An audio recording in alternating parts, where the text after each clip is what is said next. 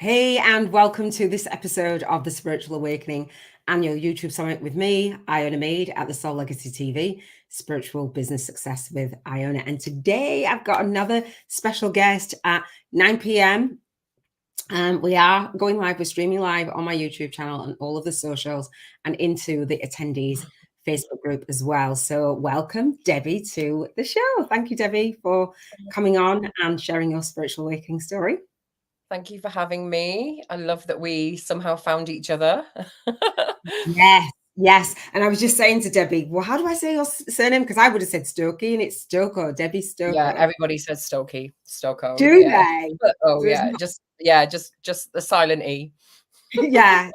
So thank you so much. So for those of you who are new, so what we will do, I'll leave all of Debbie's info in the show notes and stuff, and then you'll know how to find her. But I think that we're going to have a great episode. We've just been chatting away, and I wish we'd probably recorded what we'd say, kind of vibe into it. And Debbie, before you share what you do, and then share your first spiritual awakening and how your journey's unfolded, I usually say that why I brought my guests, actually, not even me, why the universe has connected me to the guests that I bring on. And our connection and our story is just that I do not know how we actually met. I just know that I was in your energy. I think I was in your Facebook group, what is it called? Awakened Community. Yeah. For spiritual business owners, there's 2,500 people in there now. So it's quite big. Probably that energy drew me to that. So because I wasn't in that many Facebook groups, and I've just come back online and I'm looking for guests and I'm seeing, and obviously the Spiritual Awakening Annual YouTube Summit. So it's probably that.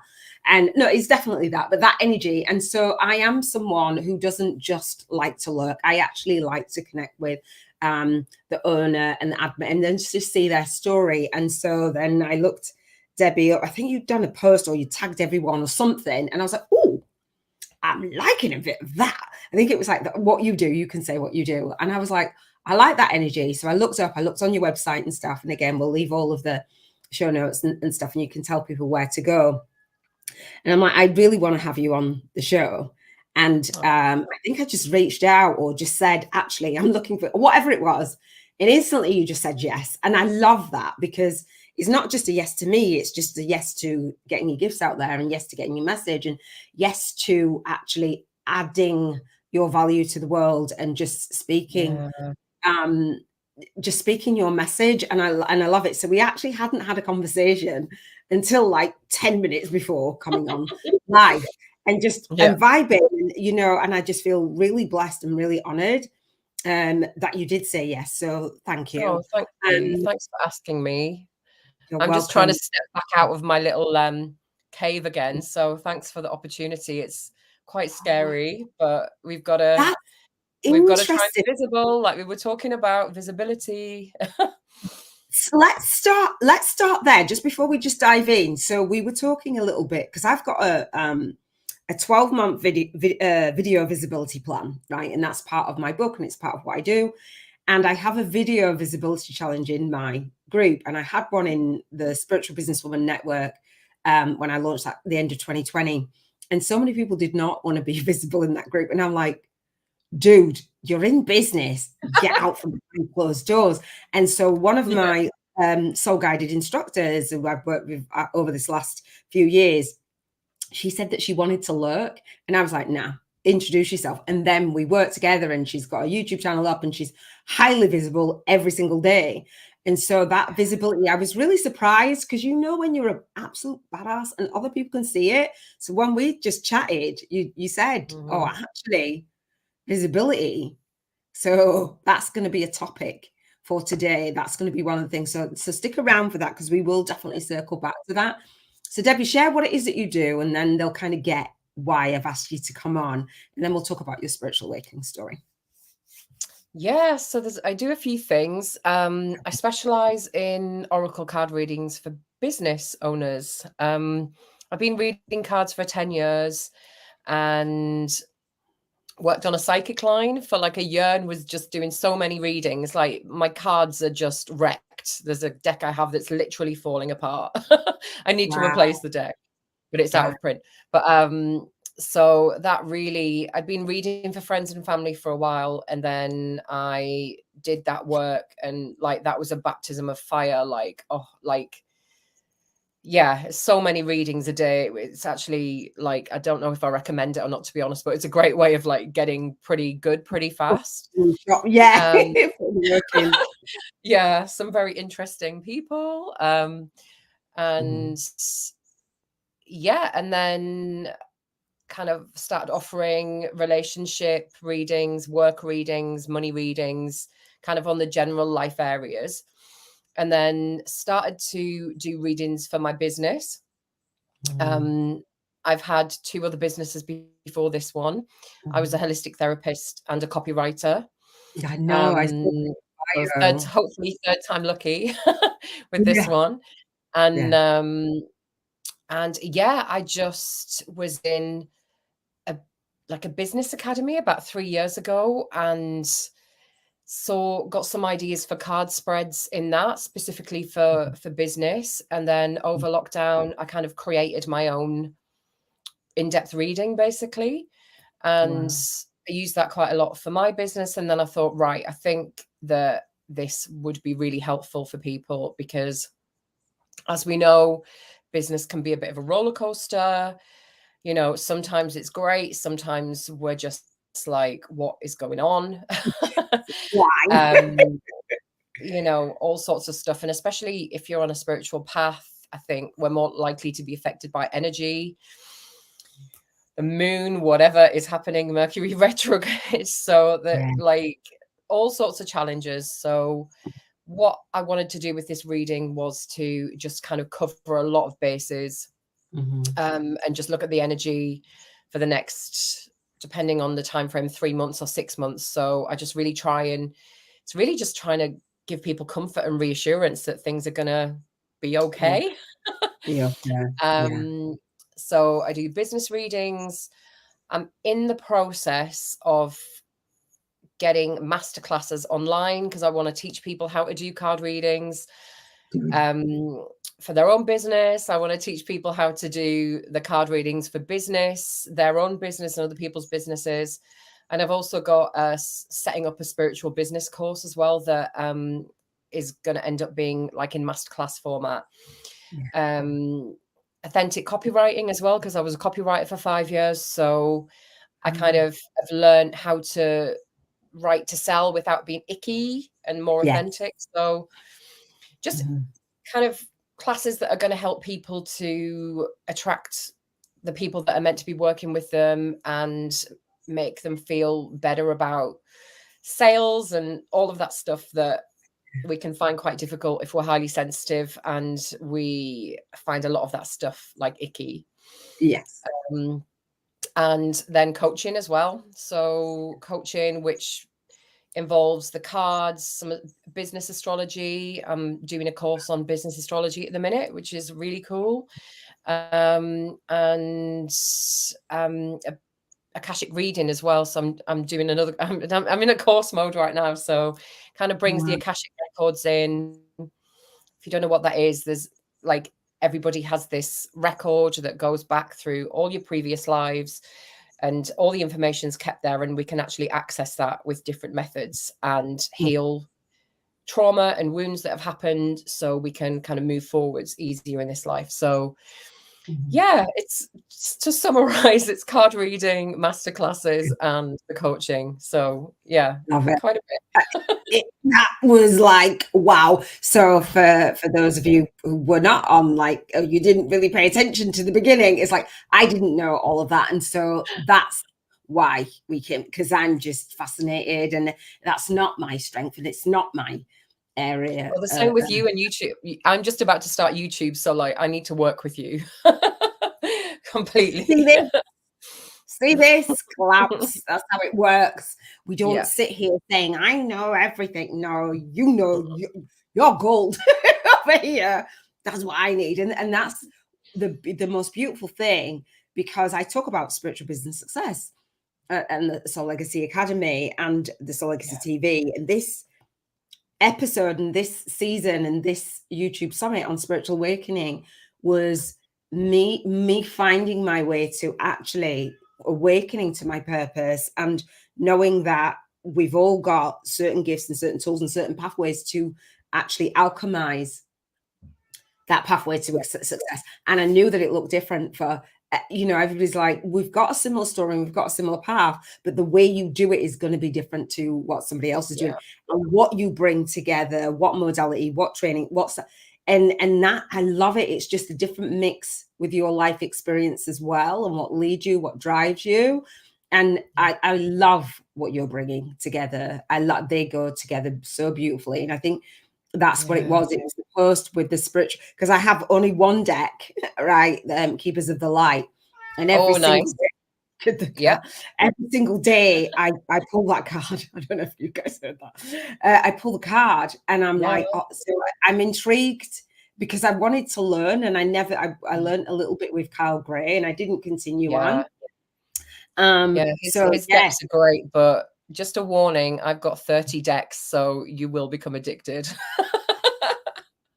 Wow. And spend all your money on decks. Like, I've got a student who has got 100 decks. Oh, I'm an amateur then. I got how many? She said 100. Did you say 100? 30. Yeah.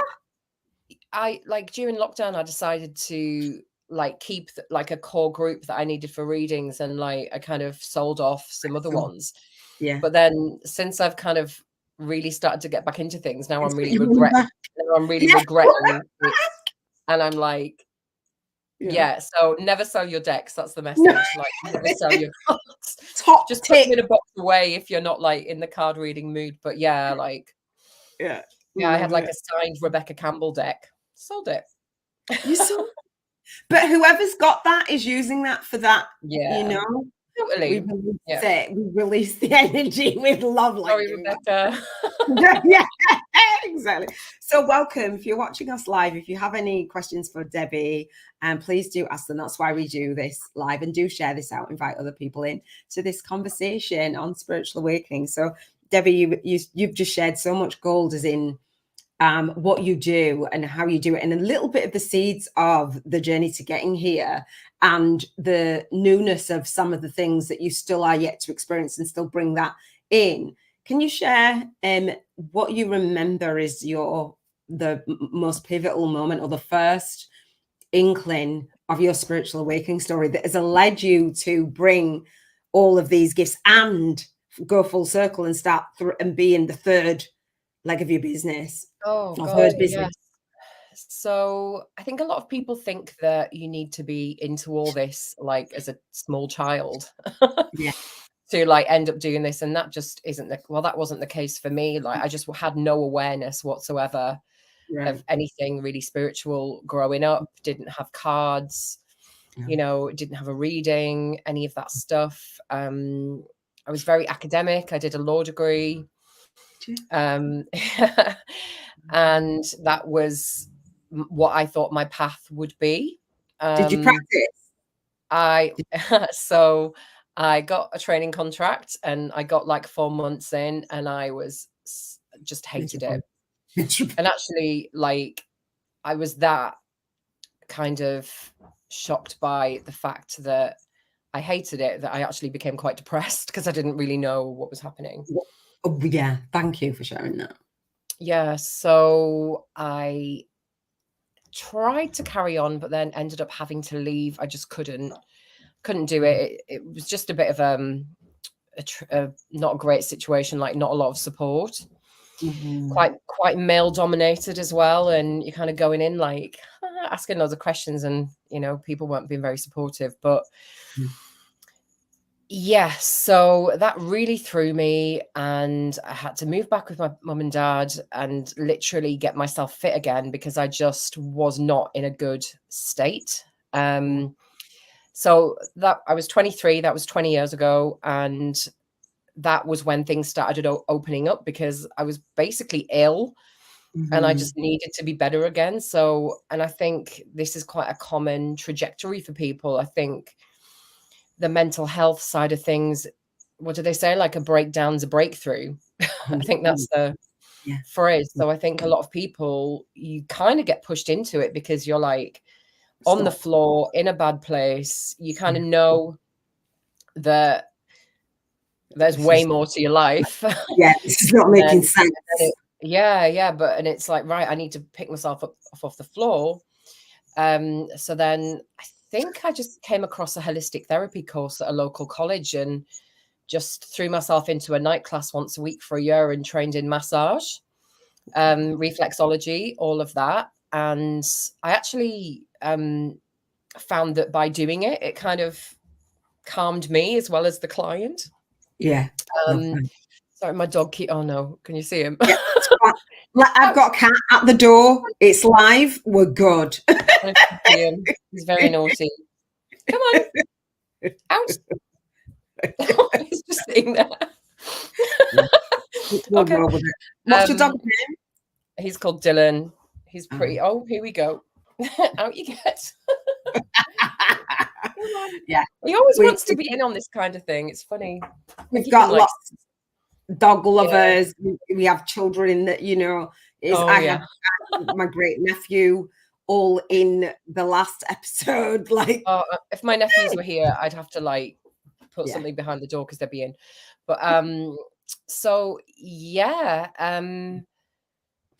so we did the Lord massage, and that was therapeutic, kind of healing to you. Yeah, the holistic therapies were really healing. I just got into running basically as well, and that like really helped to sort my head out.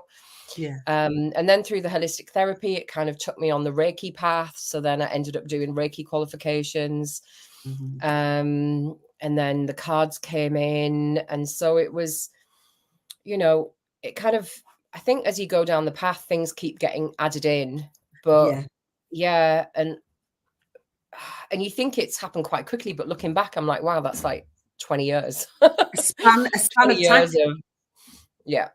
Can I just like bring in that and just marinate in that, because there's sometimes when I've spoken to people over the years, it feels like, oh, well, I'm, like you said, quickly, like I'm just flitting from here thing, and I don't understand why I can't just stick to that one thing, and why I want to absorb this energy, that, and why I can't just say, well, I'll know that at a superficial surface level, it's fine. Why we want to be trained in it and what have you, and we're adding all of these, and I've done the same. I've got certificate, not on this wall, but I've got certificates coming out of, you know, places, and it's just.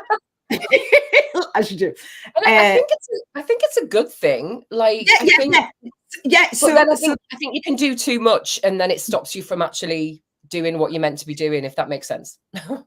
So what people have said is that they felt like other people watching them doing them, because you're so excited, like, oh, I'm doing this, and then it's like when people break up and then they get back together. It's like, oh, I've got back together. It's like, when did you? So people are like, what is happening? It's kind of confusing. It was for me anyway. For the people that are around me, I was in childcare for years and years mostly, and then this path until awakening, and then we bring all of that in and try and put it under one umbrella. And I think sometimes it's hard to put it under one umbrella, but I feel like it should be under that umbrella, because that's what makes it a unique path for the people that you are here to serve. They needed all of those things. They're interested, that people that we're here to serve is like a version of us who have got all of those interests. I think Marie Folio is one that says, you know, I've got all of these interests, and how do I put them all together? So I don't think it's a bad thing. I just think it's a thing to acknowledge that if that is you going down that path, then it is okay. It is like, you finish what needs to be finished. And sometimes, like, I had NLP, I had stress management, I had cognitive, and I didn't finish some of those things. Me too. In my mind, and I'm like, no wonder. And like, and holistic life coaching and different things, I did that. But I just wanted to address that, like, oh, well, you've been trained in this, and I think we just bring in the things with our mind, and we have such standards where it's, I want to embody this before I then actually even share it. So I just wanted to say that. Your thoughts on that?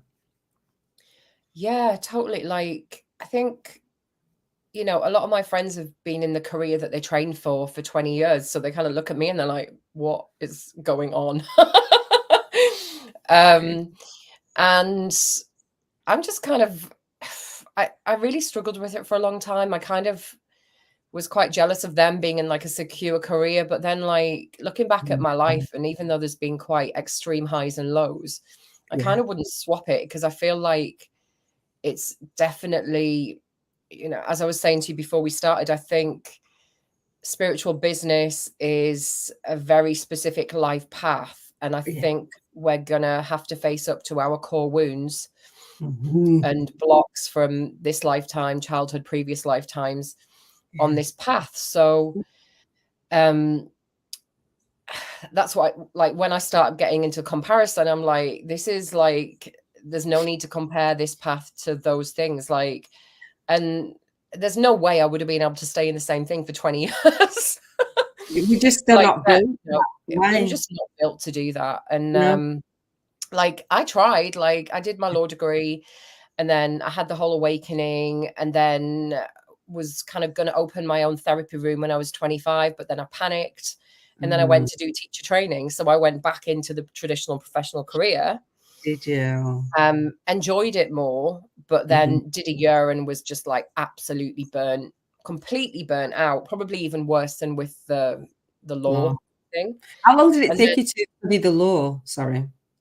So it was a 4-year degree, like between 18 and 22, but I made it a bit harder and did it with French law as well, just to make it like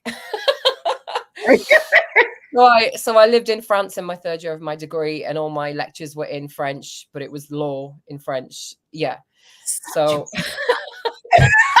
wow. yeah, but so, and it was all very much geared up to qualifying and doing that as a career. So you know, what I would say to people is, if you're going to do a degree, I would do something more general and then specialize, because it can just be, I was really devastated when it didn't work out, because all that work, but you know, like, these things, I think a lot of people have been through a similar process with uni. You know, you're like 16 and you're making decisions about your whole life. You don't have a clue.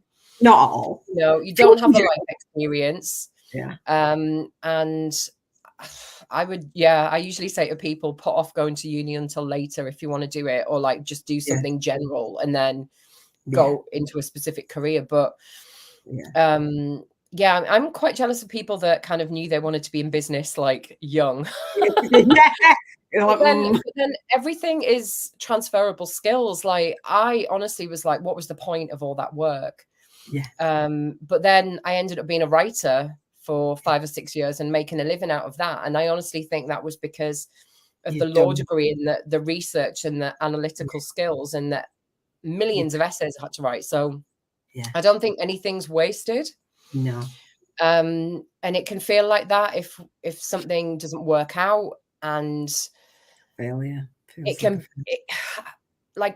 it's personally taken me quite a while to get over these things, and I kind of beat myself up for that. But I think, again, if you're an empath, if you're highly sensitive, then I think it's just give yourself time to get over, like, to get over stuff as well. If it's a business that doesn't work, that kind of thing, it's like a grieving process. So, like, you know, often you don't hit on the right thing straight away. It's going to evolve. So you might be in employment for years, end up like making steps into self-employment and do something for a while, and then maybe the work tails off and you go back to employment for a bit, and then you know, which has been my personal story of having to dip in and out of self-employment. So I've forgotten the original. Yeah, no, it's fine. No, because I've interjected and I'm like, well, I love the journey and the spiritual awakening. So again, for the spiritual awakening on the YouTube summit, what I wanted to do is just invite my guests to have an open conversation about some of the things that you probably haven't even connected yourself. And as I'm asking, it's like, well, actually, yeah, and that connected, because anyone that's going through that, the way that I went through it, Had no clue what was going on, had no clue that there were other people going through that. I felt lonely, I felt isolated, I felt weird, I felt a little bit crazy. Yeah. And so when somebody's been through and they are openly connecting those dots, it's like, oh, that, and then, you know, when somebody else is watching, it's, oh, that was me, and that was me, and that was me, not all of it, but that was me, and that was, and it's that, and it's that in that moment, real time processing. It's not scripted. I've not, we know we've got segments that we want to go through, but it's not like haven't sent you questions ahead of time. I don't do that, because I just think in that moment we'll get what we need, and the journey that you've gone. So part of what I do is talk about intentional living, and I have the 7 Freedoms Frequency podcast. So it's a daily podcast where I journal and I visualize 7 areas. And when I was going through my awakening, I noticed that these are the areas that I wanted to rebuild. So you talked about contribution, your purpose. It's evolved so many times, and so we have that awakening through our purpose. Yes, we've done training. Yes, we've gone, and actually this job does not fit me, like, or this career, even though I chose it and I studied for it. Hard lesson to learn in the moment when you've invested so much time, so much energy, and some people might just stay. And as well, you're so young. Like, if you just come out of uni, you know, like a lot of the times you're very academically intelligent, but you don't have the emotional intelligence to then, you know, that transition into a very stressful, responsible career, you know, like say you become a doctor, or, you know, a teacher, or what, these things at like 22, 23, you know, like if you know that that's what you want to do, and you can deal with that, then that's fine. But I think a lot of people do the qualification and then get in there and then realize it's not for them.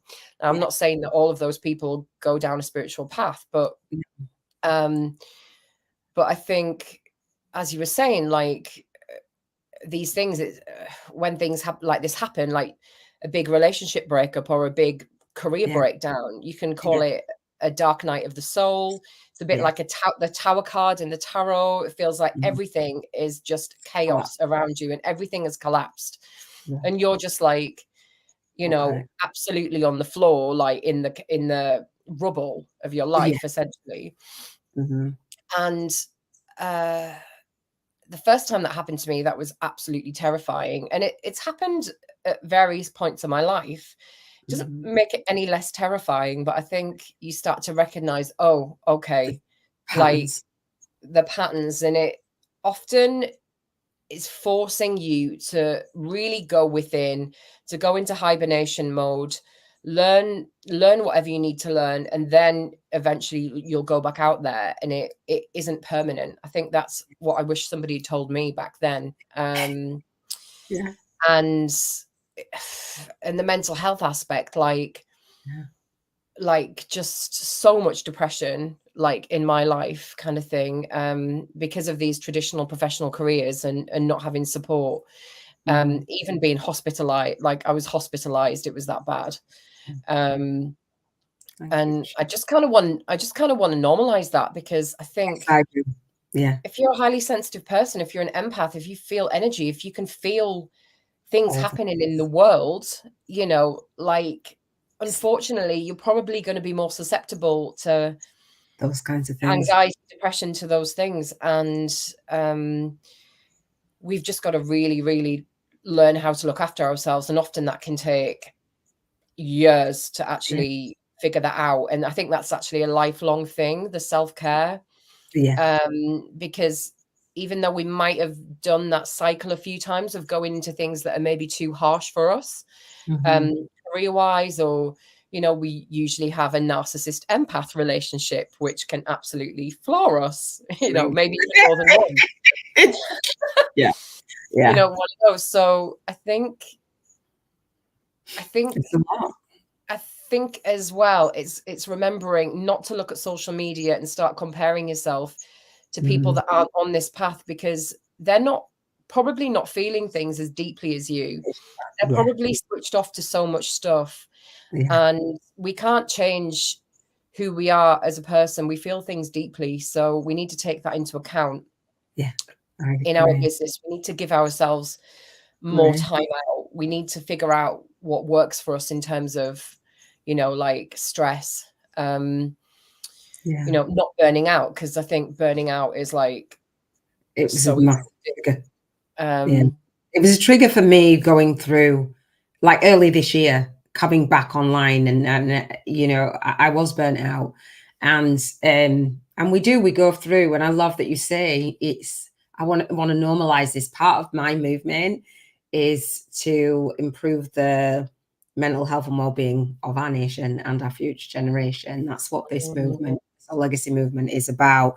And again, those areas from that contribution, and then health, and including mental health, our physical health, emotional health, social health, all things, and then our emotions and our environment that we're in. But we, like you said, those environments that didn't suit you, that were quite harsh, and the relationships with certain people that trigger, and like you said, narcissist or twin flame or whatever that is. Oh, and then spiritual awakening, and then financial as well. And all of those areas are the areas that I talk about every single day in my awakening. And I know that, you know, we have multiple awakenings in all of these different areas, and it can feel super overwhelming. And if we aren't taking care of ourselves, or we just neglect that part and don't feel like it's as important, we do suffer for it.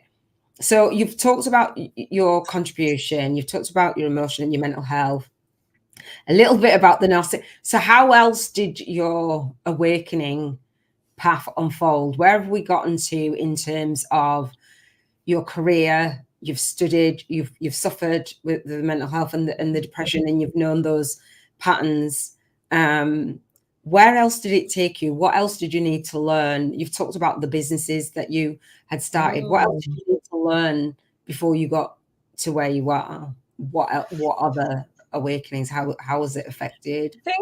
I think it's just things like when you start going further and further down the path, like you just, like, I started to personally get a lot of signs, and I thought I was going a bit crazy. But I think it's quite common for everybody, because everyone knows about angel numbers, all those kind of things. And I started to get quite a lot of that stuff happening constantly. The white feathers just like dropping down. In front of you.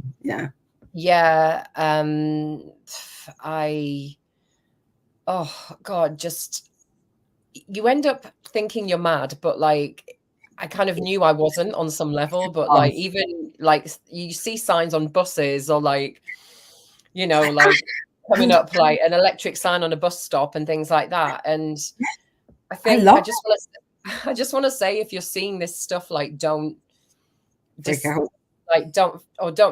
it and think you're going mad. Like I think it's actually a real part of all of this. And I think do. Totally. And because like everyone I speak to on this path has similar experiences. You know, I left a job I hated, pulled a card that morning, it said leave or something, went in, quit my job, came out, there was a stream of like white feathers across the grass, which had never been there any other day. Really? Just trying to think of other like concrete examples. It's true. I love that you've brought that up, and that spiritual, so that awakening again through these different areas. And then I've gone through it, and it's that spiritual and awakening to that, the energy, and knowing that even though that this looks like an awful thing, and like you said, chaos unfolding, and I've learned that it's the shedding of that old vibration, because when you're being pulled to go in this direction, and you're at this frequency here, it's not in alignment. So it literally shakes everything away, especially when you don't just easily just walk through the path. You're like resistant to it. It's gonna knock you off your feet sometimes. Not always, and often the things you agonize over, like leaving jobs, even if you hate it and things, like what you find is that the minute you do it, just that energy shut off, and then it just allows like whole new energy to come in. So if that's going on with you, then I think it's just remembering, like, it feels really not very nice at that moment, but the other side is way better. But like the amount, it must have been like 2 or 3 times I've done that with jobs. where I was like staying there for way longer than I should have. But I think that's quite a common thing, and that can be to do with finances. But I just recommend like get a notebook and write down these signs, because I just forget what's happened, and some of it's just so amazing. And like that experience, a notebook that goes with a journaling as part of, so that's my journal and my notebook for the Soul Legacy journal. Oh so my God. Founder of the Soul Legacy Academy. Along with that, I just say journal. Imagine journaling 365 days. I need that book. I know it's a blank notebook, but as I have the co-author book series, and having others share their spiritual awakening stories, I want to have a companion journal for those who are going through, and we can go through it alongside them. So that was part of my vision. And I love that you say, journal it, write it down, because we do forget. And it is those signs, and they are significant. If it feels significant to us, it's significant.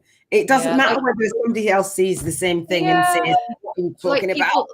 People say with the angel numbers, well, if you know that 111 is a thing, like 1111, like everybody knows about that number. Celebrities talk about it quite a lot, So people say, oh, well, if you are aware of that, you're going to start looking out for it. But it's not. It's not that you're not looking out for it.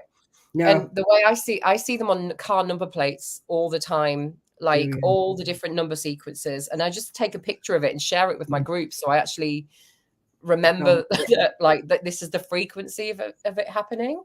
I love that. And obviously the angel numbers have different meanings, which you can look up, and generally the meaning can correlate to what's going on with you at the time. So 555 is a one that's about big changes, which people see a lot as well. And 444 is just that you're being protected. So people might mock this, but to me, if it makes you feel like you're in better alignment and like safer, then I don't think there's anything wrong with that. At one point, I was seeing writing on my walls in the middle of the night. Okay, then I was with you until that part. Okay, so it was like green writing on my walls, and I was waking up at like 2 or 3 o'clock in the morning. That's another common thing as well. The hour. Yeah, the hour. Like when you start getting more into this, that's when people start to wake up, and when your guides can get to you easier, kind of thing. But yeah, it was in a language that I didn't understand, and it was green. And I was like pinching myself. Am I awake? Dreaming. What is that? And then one time it said expect miracles. So it was like wild. And then I Googled it, and people have actually experienced that around the world as well. Like specific not for me, thanks. No. It was quite scary, but and just seeing symbol, like I kind of got into Mary Magdalene at one point, went to a church in Norfolk that was her church, and then woke up in the middle of the night, and I was like seeing roses on the ceiling, like all sorts of like, So I think if you're open to this stuff, and the further down the line you get, the more you will open up, and things won't seem as weird. But definitely the angel numbers are a big thing. The feathers are a big thing. Just trying to think of what other things people often get. I had on, as I was like going on that spiritual ascension, because even that, it's ascension. It can take you out, to make you feel a lot of the symptoms for ascension are not pretty, but I did get the not at all, and the feathers and stuff. But I've got like the 444 here. I got my daughter. I want angel number tattoo. Yeah. My daughter got a 444. She's 20 now. She got it for my 49th birthday. I think I'm 50 now. My 49th birthday. She got a matching one. My soul daughter's got the 444, and then a friend of ours got and I'm like, but when I was in my twin flame union, his cousin, we went to a wedding, and she turned, and I went, she had an 1111 there. I was like, I know, we do it. And we were like, we just had that instant connection. That's so funny, because I just saw that on Pinterest or something, somebody with the angel number tattoo, and I'm like, right. But behind her ear, that's when I was like, it. I'm going to have, well, I've got the 444. This project was built on the 444s. Oh, And cool. I had like a collab going on a few years ago. And when I first started the YouTube and my YouTube challenge, and it was yesterday that one of the ladies, she was a student of mine who helped me get to where I'm at actually now through that experience, sharing the spiritual awakening. And she went, I've been thinking about you a lot. And she typed in the 444. She doesn't know I've got a tattoo. She's like, oh, the 444s. And the spiritual ascension show and the after show, it's $11.11. It's $11.11 for a whole year. It's that gateway. And my pricing is in 555. Yeah. 55.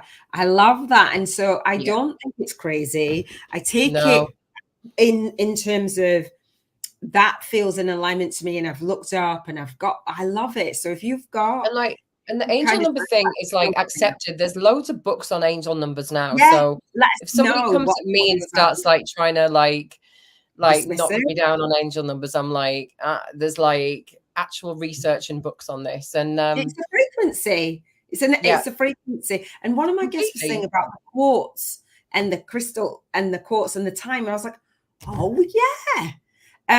My daughter will send me 222 or what have you. She's all, I love it. And you know what?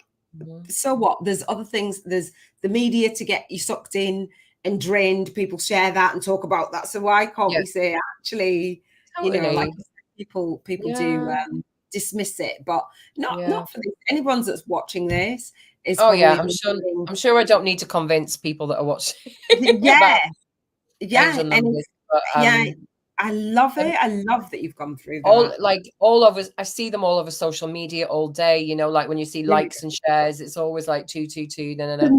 Yeah. Oh. And I just I think when you are getting in a good place energy wise, they increase, and it's kind of a nice confirmation that it's like, right, I'm like, I'm on the right track now. Like I'm seeing these things, and it's good confirmation as well. I do. It is a confirmation. Even for this, I was saying about this project, and it was the 7s that was coming in, and the 49 episodes, and 7 years, and I'm like, okay, I'll do it. And that's why a lot of people price like that, because it is a frequency. So whereas the traditional with the other business. It used to be 97 and 97, end with the 7, end with the 4, and I can't. That was never. I was like, well, okay, because you've told me that I should, and then I was like, absolutely not. No thanks.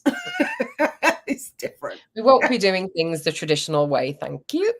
We were talking about that, weren't we? We were talking about actually, some of the pathways and the visibility. We'll touch on that if that's okay. Yeah. With the being visible in our business and like really putting ourselves out there. What's the journey been like for you? Oh gosh, I kind of feel like I'm a bit at the beginning of that right now, because I had holistic therapy rooms, so it was very much kind of like I wasn't online as much. It was more kind of word of mouth and getting out there where I was, like in the town that I was in or the city kind of thing. So, and then with my last business with copywriting, just trying to, I was kind of on Facebook and Instagram and LinkedIn and those things. And I think you get to the point where like word of mouth comes in, and you kind of a steadier way with clients, that kind of thing. But it's only now that I'm actually like going, right, this is the work I want to do. And I want to reach people all over the world, where it's like, this isn't, the visibility is non-negotiable. And I talked about, we don't want to do things in a traditional way, but actually, like in terms of visibility, I think that's the thing, a lot of people that have traditional businesses are pretty good at visibility. Yes. A lot of us on the spiritual path with spiritual business, I think at the beginning, we do struggle with things like visibility, sales, because sales can just feel horrible, but actually sales is just sharing our gifts, really, and trying to making an offer, because we don't drag anybody kicking and screaming. Nope. It's like, here's the problem that you have, I've got the solution. So it's an energy exchange, and that is all I see it as. And if you have that solution for the people that you say, air quotes, you are here to serve and add transformation to the world, you have a duty to do that, because that's a soul contract. It's not even and I think it's just getting to understand that and reframing or working through any of that, like, you know, real issue with being, I think, because I'm a writer, it's like my natural instinct is just to type a really long post and not be on video. So like I'm having to now like try and move away from, like, the writing a good post is still important, but I think on video people can see your energy more, and that's why now I'm really trying to step up and go and like take any opportunity that I can get to do this. Because I'm realizing, and like the thing I did before was more of a traditional business in terms of copywriting, even though I had clients that had spiritual businesses, but because this is on the more spiritual side, and I think it's all about energy. And I genuinely think that your clients are probably 5 or 10 steps like they're where you were a few years ago. So like, and it's so important for people to hear stories and to be able to connect in terms of, you know, maybe what I've talked about mental health and trying all these different jobs, and you know, like feeling like a square peg in a round hole, like constantly, until I jumped into self-employment. And then I got and like figuring out that your core value, like, it took me like 20 years to figure out that freedom is my absolute non-negotiable core value. I will not be told what to do. I just, while I've been kind of setting the foundation for this business, I went back into a part-time job for 6 months. And oh my God, just like realizing, and that pushes you back out again, doesn't it? But that pushes you back out. It's good in some ways, because I was feeling very isolated. I'd been writing for 5 years. It was me and a laptop. I didn't really speak to my clients. Everything was email. So that can be the downside of this if you have an online business. And I think it's so important to still go to face-to-face networking, to leave your house and like go to a cafe or and like find the co-working spaces. They've got them all around the world now. You can go and hot desk and take your laptop to like a co-working space and meet new people, and they can become your clients. So I'm kind of really being mindful this time to make sure that I'm like maybe out at a networking event every week.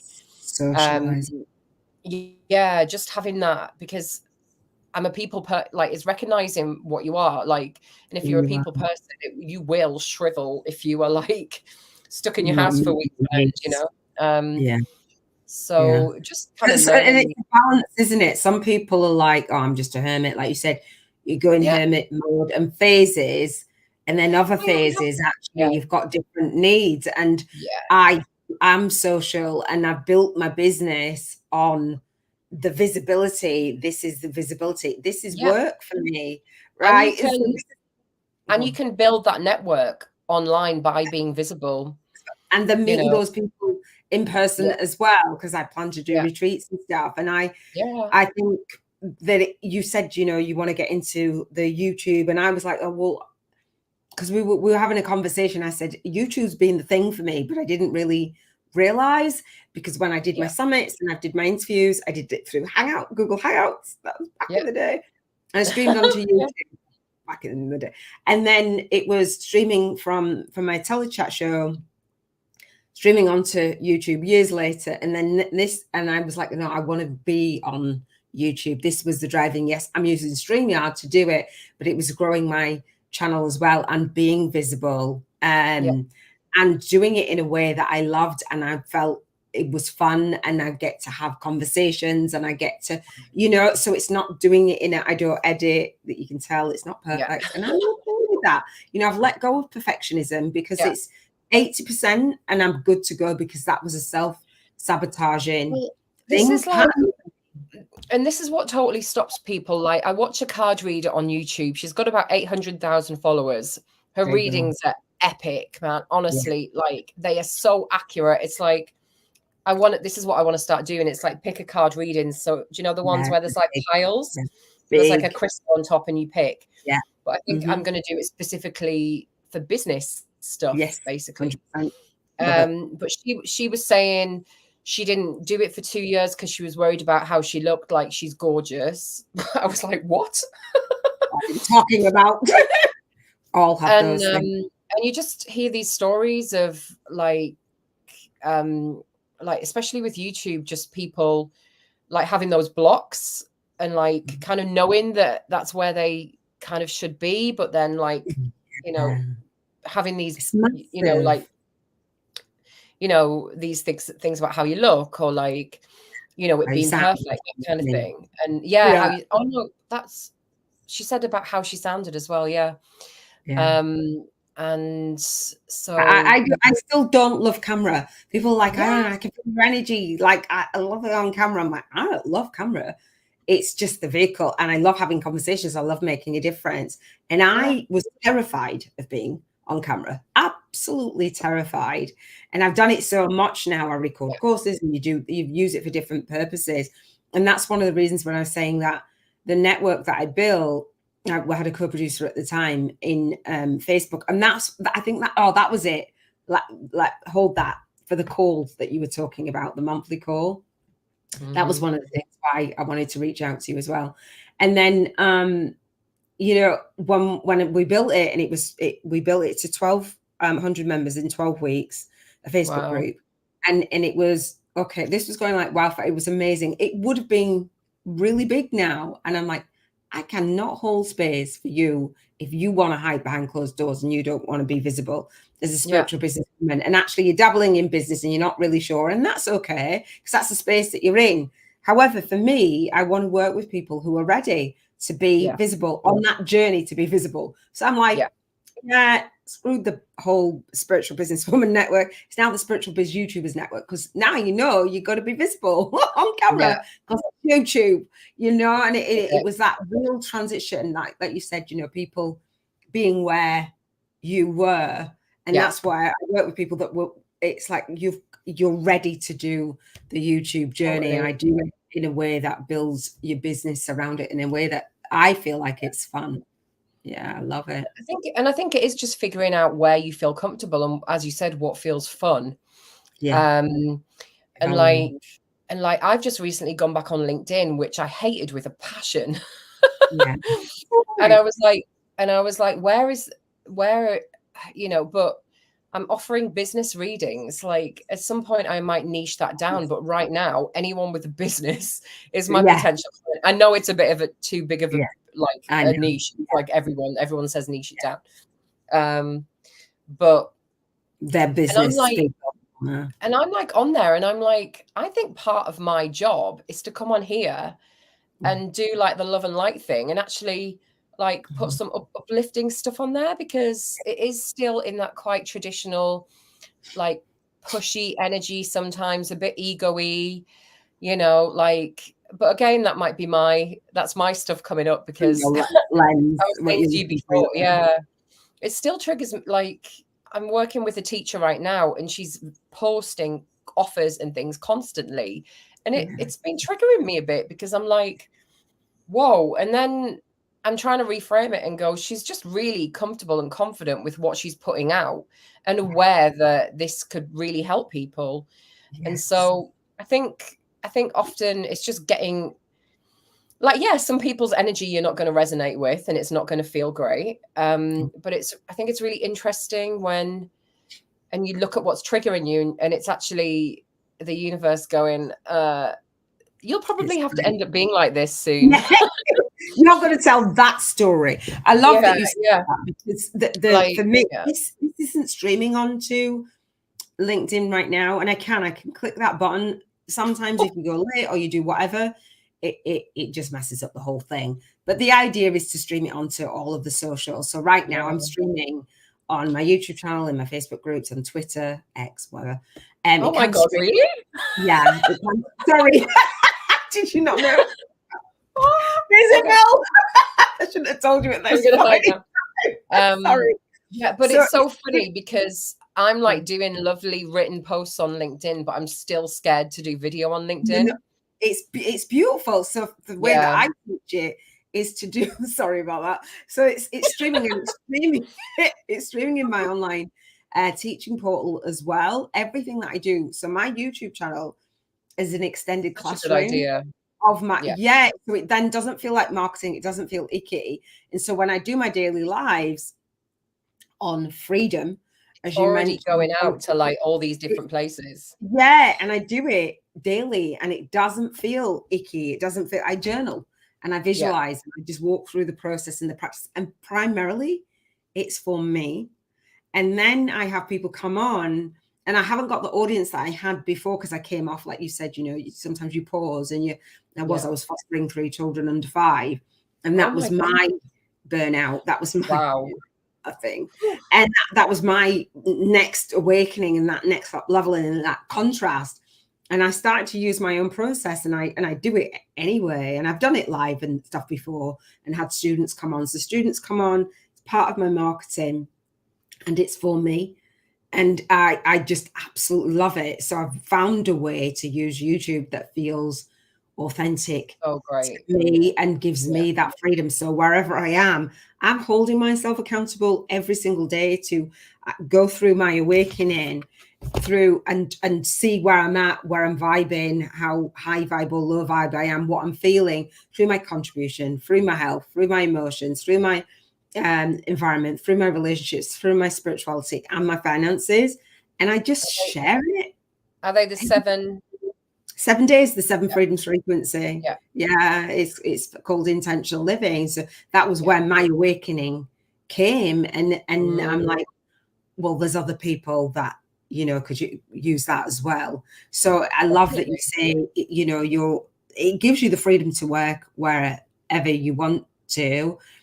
And I'm not triggered. People are not triggered by what I share because I feel so blessed that you're on this journey and we're journaling together because we journal anyway. It's beautiful. This is it. I think it's finding ways to do what you want to do in a way that feels good and using technology to figure that out. And then I think a lot of the time when you start off, it's just not having an awareness of how you can do these things. I think you can look at all social media separately. It becomes massively overwhelming. You feel like you need different types of posts for different things, and it can just become just this huge, like, scary thing. So anything like that where you can be on different platforms with the same content, I think is such a good idea.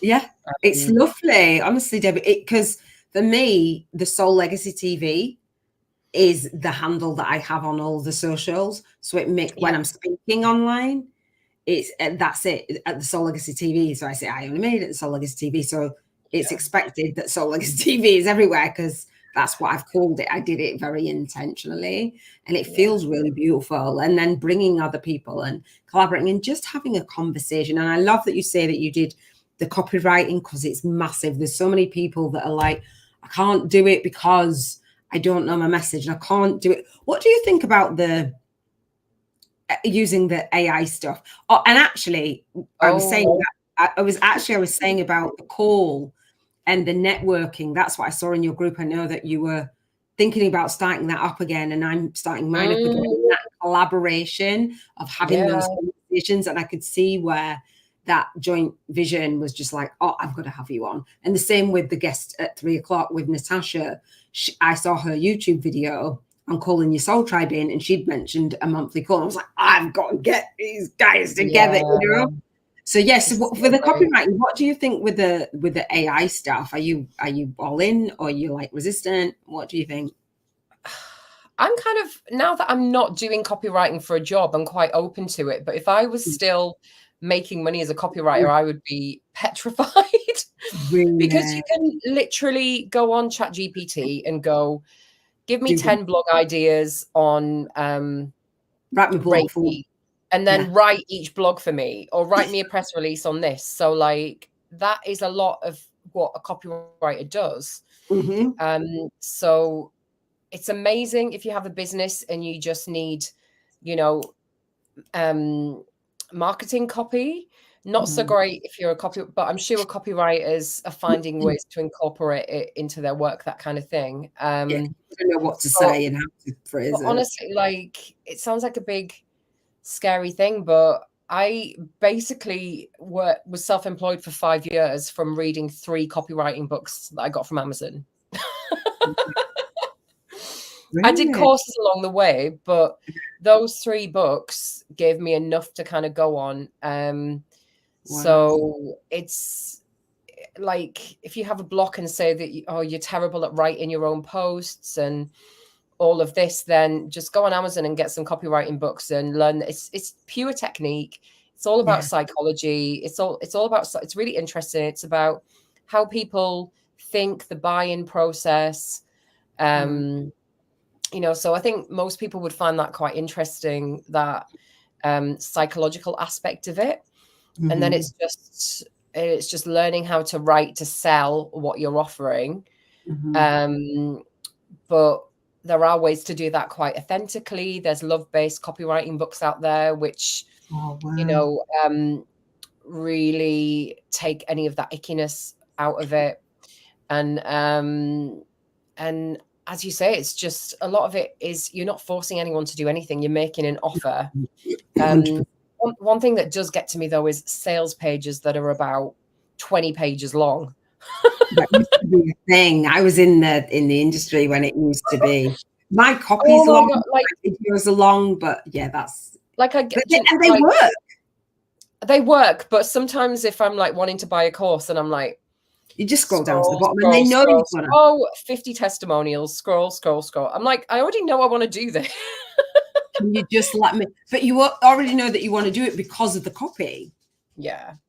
Oh God, I think that's just my bugbear at the minute. Sometimes I'm looking, because I'm like, honestly, for quite a lot of lockdown, I just wasn't motivated to be doing the learning thing or anything. And it's only in the past few months that things have flipped. And now I'm like, business astrology, Akashic records. I'm like, and I think it's just trying to get across to people as well that this will probably happen.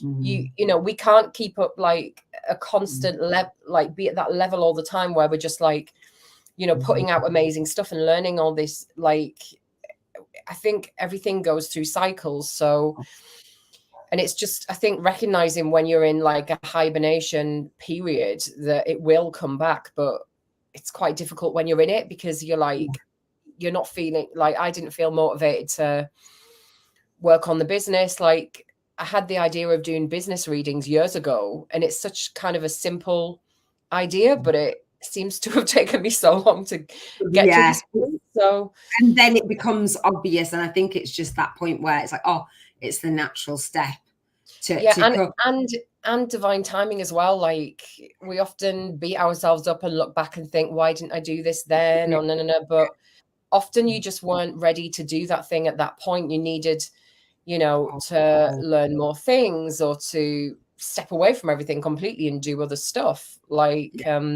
grow you know, as I said, like, this is not like, if you want like a linear path, you're not really going to get it on this path. And it's just accepting it and like, actually, and now I'm like, if it happens to me again, I'm just going to try and be grateful for the downtime, to be honest, because now I'm just like, my brain is just like this all day, like, oh my God, this and the next thing. But I think it's really important for people. Like, there's a great book on dark nights of the soul, I think is important, because as you're evolving, there's probably going to be periods of that.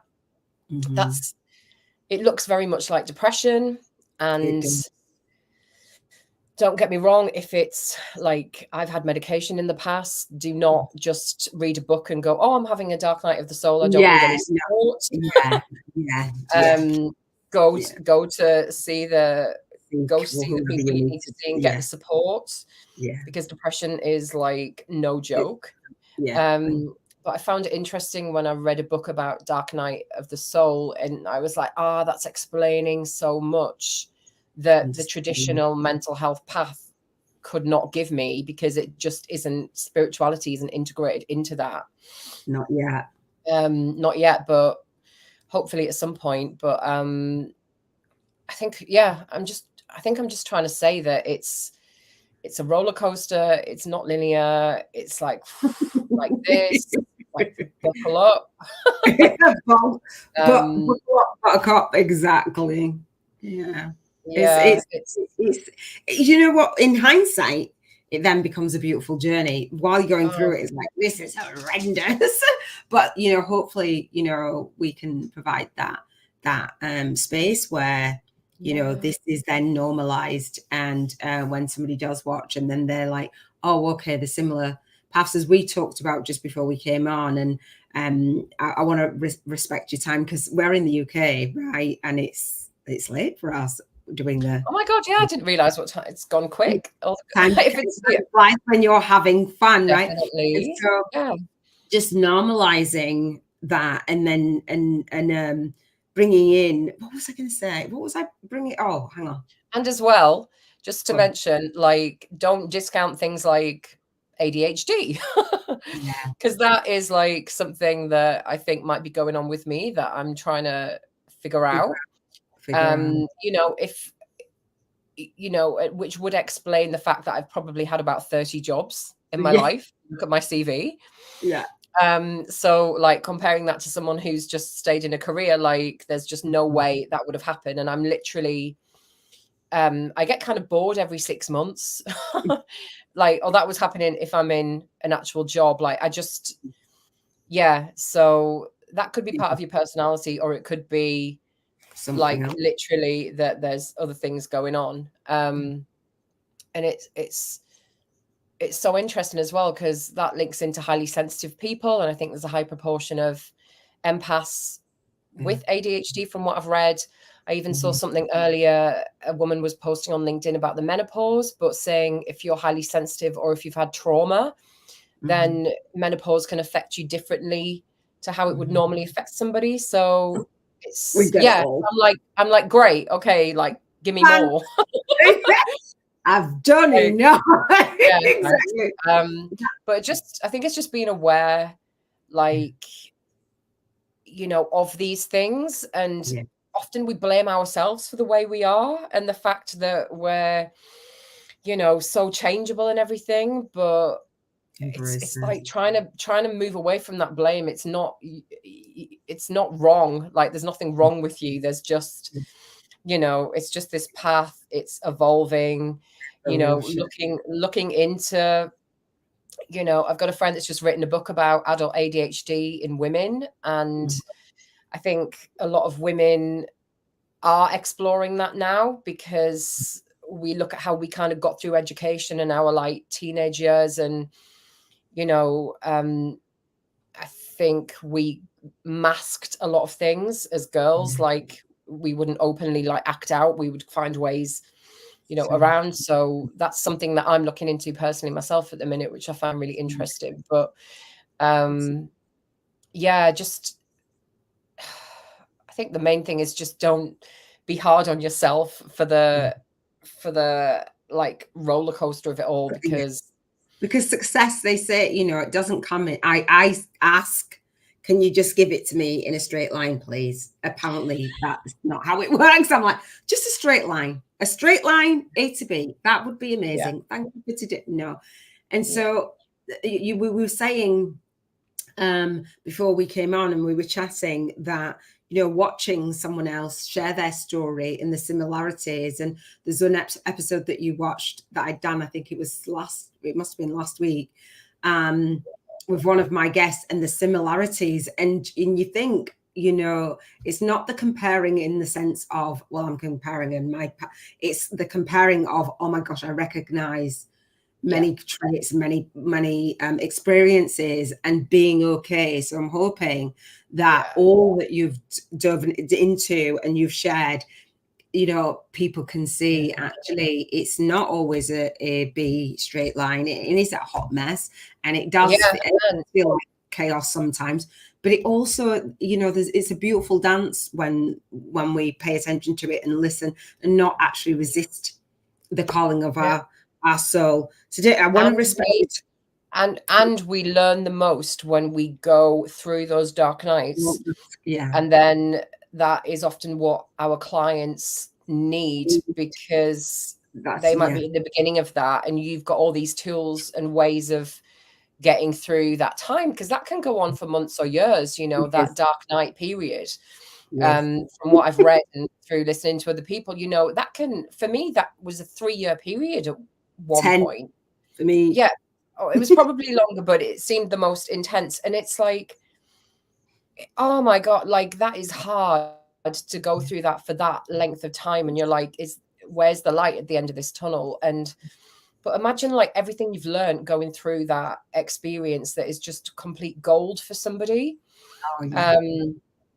You know, like for me, I think my message is to anyone that's coming out of those traditional professional careers, having the awakening kind of, you know, it's like those people that I really like to work with, because I've been there and been through that experience, and I know how difficult it is to, because it's almost like you've been conditioned, you're just conditioned to be in that job doing that. And you know, like, and it's like killing you effectively. It's heartbreak. It's soul sucking, as I say, you know. And so I was going to say, part of this interview series and coming in and inviting you and inviting my other guests is, okay, we've talked about the awakening. What are some of the tools that you've shared for that spiritual ascension? And then how do you alchemize that? And I think you've just summed that up really beautifully. Actually, this then path serves as a purpose to for you to gather all of your gifts together and to learn and to train if that's what you feel like you need to do, and then say and package it up as that alchemy in a way that systematizes it so that you can give your gifts more than working just one-on-one, in a way that somebody else can then take what they need, take some steps to then have that transformation. And I feel like that's where we add that transformation, rather than I can add transformation to the world and never really do it. But then when we have a system and we packaged it up, I feel like we feel more worthy of being visible, because we can handle that. Like, oh, one, I'm not going to be overwhelmed, because what if I get, this is what people say to me, what if I get so many people and I'm overwhelmed? Like really worrying about that level of success when you're hiding behind closed doors. It's not going to happen for you right now. Do you know what I mean? It's like, package up your stuff. So there's all those, and people like talk about fear of failure, but I think fear of success is one of the massive blocks, because it's like, oh my God, what if this actually works and I'm busier than I could ever dream of, and I'm like, people are like, value, you know, people are respecting me for what I'm saying, and I'm like seen as an expert in this, and like, so I think fear of success is even bigger than the fear of failure, to be honest. Like, I do. So that's why I say at the Soul Legacy TV, spiritual business success with Iona, because it's like, well, how did you get to that level of success? It was a hot mess. Do you know what I mean? Just like, it was a hot mess. And just like, instead of it just, you know, trying to create, like trying to put across some like perfect path to success. It's like, no, it's really not. It just like, if somebody said I went to A to B and I walked and I skipped and okay, great. No, not at all. And when you do even people in traditional businesses have often failed multiple times behind closed doors, and then tell the story after the fact when they've succeeded. And you'll believe that was the first time, and then like 5 years down the line after you followed them, they go, oh no, and you're like, dude, why did you not I've got this perception, and then beating myself up saying, well, you did it straight away. You did it first out of the gate, and I'm feeling I can't. Luckily, No. I think that's getting better. I'm noticing more people on LinkedIn being more vulnerable on LinkedIn, which is very traditionally business. But I'm like, oh, this is better than it was, because I'm seeing people being vulnerable about burnout, being vulnerable about mental health and stuff. And it's just really necessary, because, you know, it's just so easy to think somebody's shiny package is like how it's always been, and it hasn't, you know. No. I do on a daily, share my highs, share my lows, and I feel blessed to be able to do that now. I wasn't comfortable with being visible, and then I'm just like, do you know what, it is what it is. Still got to master the stages, like being in person on stage. I'm like, I don't know about that, but I'm gonna do it. Oh my! So I just went to a TED talk for women in my region, and so I went as I was like an audience member and was watching these women do TED talks, and it was just like quite a small room, but obviously it's going to be on YouTube and everything. And these were like seasoned performers, but like the shaking. Like, thanks a lot. You're not making it any better. But no, and I was like, this just goes to show that this is not an easy thing. You know, like I think you get 15 minutes, you stood on the red dot, you've got the time counting down here. I think you can have some like words going on over here if you need it. And everything is practice, isn't it? Everything is practice. Like, and I was sitting there going, I will do a TED talk one day. I am going to do this. I am going to get over my fear of, you know, public speaking, and not, because like public speaking is, I think most people, what did they say? Most people would rather die than get on a stage and speak. So I think all of this is practice. I think this is really helpful. Podcasts, all of that, and then kind of work up to the, you know, the TED talk.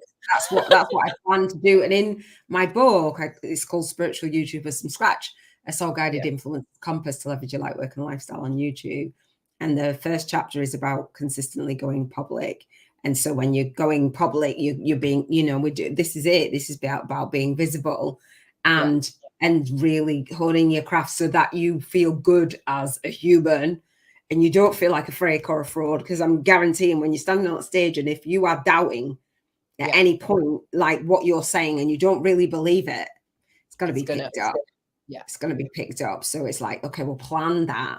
And I've got somebody in my world actually who talks about being on stage and acting and different things. So I think she might actually shift her message to help people with TED Talks. What she does is say part of the thing can be used for a TED Talk, but I want to be walked through like start to finish TED Talk. I think if you get signed up for it, you get quite a lot of training. But I was still just like, oh my God, like just the shaking is so evident, and it's just. But again, like what an amazing way to put your business out there to the world. Like it's such a great platform, isn't it? And I love that they're doing like women's events as well. I think that's in London at different places. It's definitely and it was like Trans Visibility Day, so the host was trans, and there was like a trans speaker, and it was like really cool. It was really diverse. There was a man speaking, so it wasn't just like so like even though it was like TEDx Women, it was still really inclusive and diverse. Oh, I love that. That's amazing. Thank you for sharing. So Debbie, I want to respect your time. We have gifts to give in the Spiritual Alchemy giveaway. I did go, what would you like to give to our audience? I know that you've got so many different, just so many areas of expertise that you could go through. I did notice that a memoir or something on your site. So basically, if you sign up, if you go to my website, debbiestokoe.co.uk, if you sign up to my newsletter, you actually get my whole memoir as a PDF. So in that, I just talk about, you know, growing up as a perfectionist, needing to get all A's, an absolute fear of failure, then aiming for these traditional careers, you know, mental health issues because of it, and then the spiritual awakenings that happened as a result of the mental health, basically, which was my breakthrough. Really, the breakdown was a breakthrough. So it's just, I just tell the whole the whole tale there, and I wrote it just to hope that other people, it would help other people that were maybe going through similar things and couldn't see the light at the end of the tunnel, basically. And you know, would just help effectively, because I really don't want other people to have to go through some of that, you know, just like everyone's got their own path, and I'm not sure if we can deviate that much, but I think if I can just, you know, make things a bit easier for anyone reading it, that's my goal, you know, that's the aim. intention. And exactly, and it's not like trying to skip your steps, but it's just holding space and knowing that somebody's been through your steps, even if you're in the middle of it, you're at the beginning of it, coming out of it, that actually this is, help me make it make sense, you know, and help me just normalize it and actually know that I'm not actually crazy. That's a bonus for me. So I will ask you if you have anything to add at the end. So what I want to do is wrap up the final episode for today in the Spiritual Awakening on your YouTube Summit. And again, on the 2 middle Wednesdays of the month, I do go live at the SoulLegacyTV, Spiritual Business Success with Iona, at 9 a.m., 3 p.m. and 9 p.m. UK time. I love it. And I just bring a guest, anybody that you recommend. We've got a replay. We've got the playlist, so you'll see them on the YouTube channel. You'll see all the links that we mention. Go to Debbie's site as well. You'll see the link in her bio as well to reach out to her. Do come and join me for what I call the Spiritual Ascension After Show on the 3rd Thursday of the month.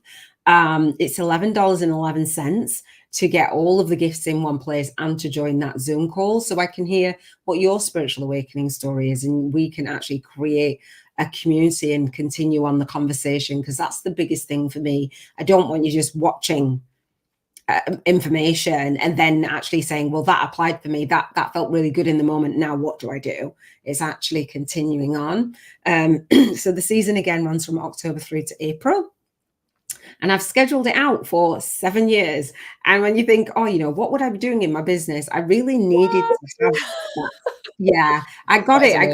It was download, and I'm like, okay, and I'm writing it down. I'm like, all right, and it looks like that, and I'm out, and I'm in because I'd done my summit, a 49 Soul Speaker Summit for 49 days straight, right, on Google and the Google Hangouts. I didn't actually do it live straight. It was like, it was through the Hangouts, and then I played, you know, streamed it all out every single day on a different platform. And then it was still the 49 episodes, but it's 42 of the guests. And then the other 7, which I didn't realize until like not that long ago. I was like, why was it not 49? Because I got 49. But the other 7 are actually engaging and having a conversation. And then the 7 years, it's just like, I don't know. It was 7 months, 7 years, and the episodes. I'm like, okay, I'll do it. Yeah. And so you can't argue with the download. Yeah. And so it's that consistency. And it's that showing up, speaking out, and serving deep. And that's my journey. And I want to know, I wanted to have someone there for me, like whether I buy from them or not, just actually like on that path. Again, that spiritual awakening, it's not that dark night of the soul. It's been a dark decade for me. And to have that progression. Yeah, like night, like the word dark night. It's like, what? Night, 10 years on, you know, it was 10 years, a big 10-year chunk. I had a lot of losses, a lot of grief. Yeah, I went through a lot, and to have that community and have that space, you know, I want it to be the biggest on the platform, you know, at the end of the day. And that's it. That's my goal, because the more people that we gather, that there's that more contrast. But guess what? That contrast births so much light, you know. And so I feel I've taken that as my call, and all it is for me is having a conversation, which I absolutely love. I get to engage. This is work. It's work for me. You're an expert at it. You practiced and you were accountable. You made yourself like, I think that's it, isn't it? It's the consistency and the accountability, and actually so massive to, like, you know, create a habit and just show up. Yeah. Yeah, and it is, and so before it was on my first, I had like, and I'd have to be there like an hour before, and I'd have to prep, and I'd have to read this, and and now I'm just rock up. I'm just rocking up. I'm like, okay, oh, it's time. So I took off my dress this morning, and then I was like, oh, it's time. My I was like, oh, it's time. It's just so much more natural, though, isn't it? Like, it's just a conversation. You know, like I was just like, oh my God, I haven't written like a whole load of notes. Like, what? But am I gonna say? Yeah, and you did say that, didn't you, when you first came on? It's like, oh, okay, I'm gonna do it, and I'm so happy that you said yes. Thank you so much. Oh, thank you so much. You know, even when it's like, I don't know exactly what she's doing, don't know exactly what I'm gonna say. I don't know about this visibility thing, but you talking about seeing stuff on my walls. Yeah, yeah.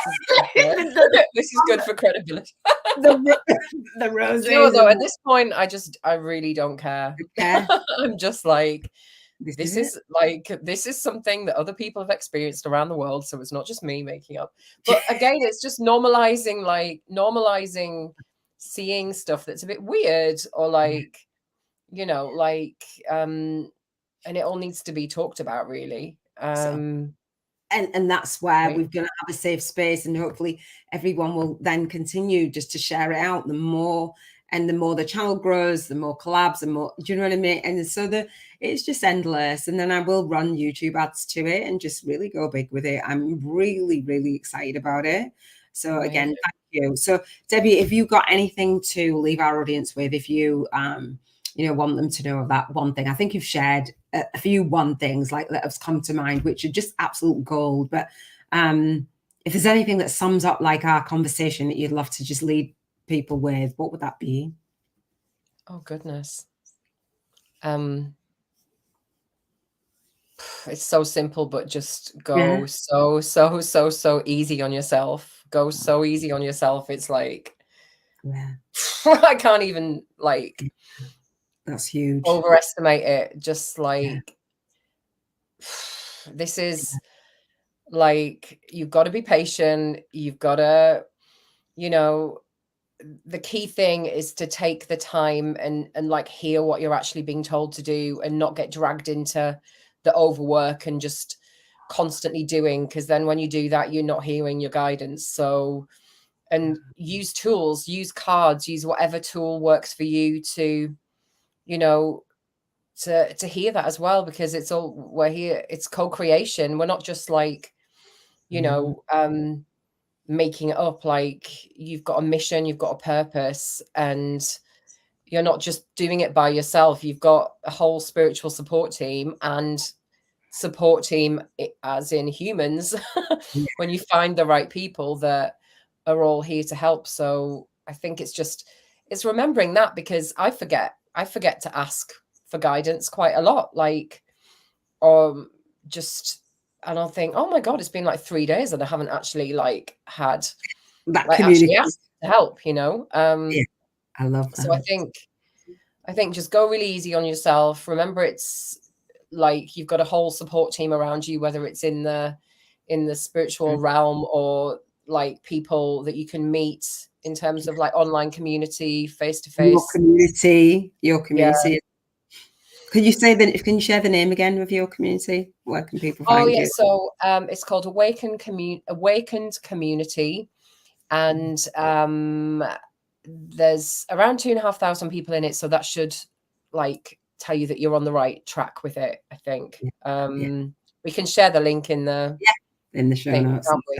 Yeah, you get the chance to advertise your business on a Monday. I do a post so you can advertise your business.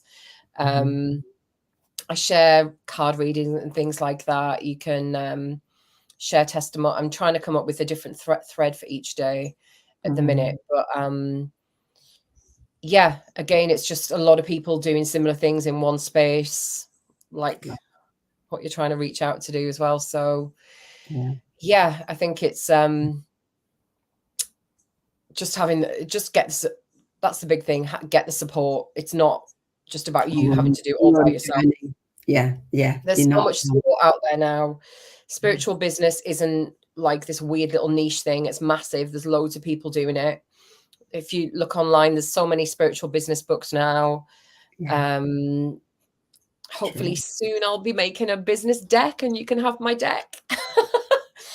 Trying to work on that. Community. Check out his website and get on the newsletter and all the things. And I want to see your YouTube channel and we can subscribe to that and all the things. I just absolutely love it. Thank you so much. I've really enjoyed our conversation. And guys, that is it for this Thanks episode. for watching for 1.5 hours, everybody, if you've got this far. Because they do binge. We're like, what time? I was like, don't go over an hour because people are just not gonna. But I know that I just talk and talk and talk. But hopefully, I love it. We've had. Is this like a super long one? So I'll be truthful, right? No, the way that it works, people say, you know, how long will it be? And I'm like, I don't know, it's just gonna flow. So I'll be here all day.